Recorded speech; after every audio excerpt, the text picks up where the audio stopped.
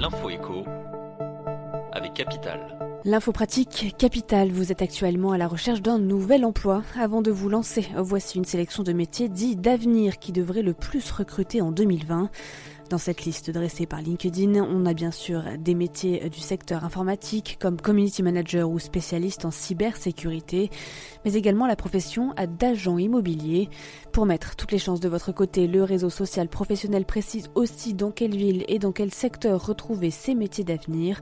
Si Paris domine le marché, des villes comme Strasbourg, Lille ou même Chambéry ne sont pas à négliger pour certains postes, retrouvez ce classement en détail sur notre site. Le chiffre du jour, 2590 €, c'est la somme dépensée en moyenne par un sénateur en frais de taxi en 2018, soit un montant total de plus de 900 000 € pour les 348 représentants de la Chambre haute du Parlement. Bonne nouvelle toutefois, le montant total des frais de déplacement, tous moyens de transport, ont légèrement baissé par rapport à l'année précédente. Cependant, le rapport sur les comptes du Sénat met également en exergue l'augmentation surprenante de certaines dépenses, explique Capital.fr.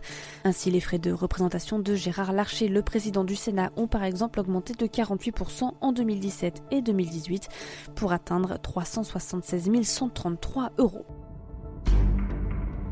Le coup de gueule du jour peut être poussé par les automobilistes qui souhaitent se convertir à la voiture électrique. Une étude du cabinet Jato spécialisé dans les transports révèle que les prix de ces automobiles ont bondi de 42% depuis 2012. La Renault Zoé par exemple est passée d'un tarif de 22 500 € en 2012 à près de 27 000 € cette année.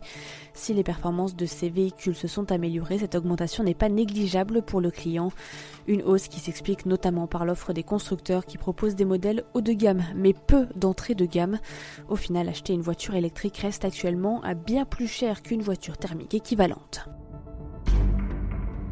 On termine avec l'Idol, au cœur d'une dispute entre ces marins et l'une des plus grandes fortunes de France. Ce yacht de luxe est la propriété de Thomas Leclerc, un quinquagénaire richissime et l'un des fils du fondateur de Decathlon. Depuis la fin de l'été, la 16e fortune de l'Hexagone s'est fait confisquer son jouet. La cause, les marins dénoncent les conditions de travail à bord du bateau.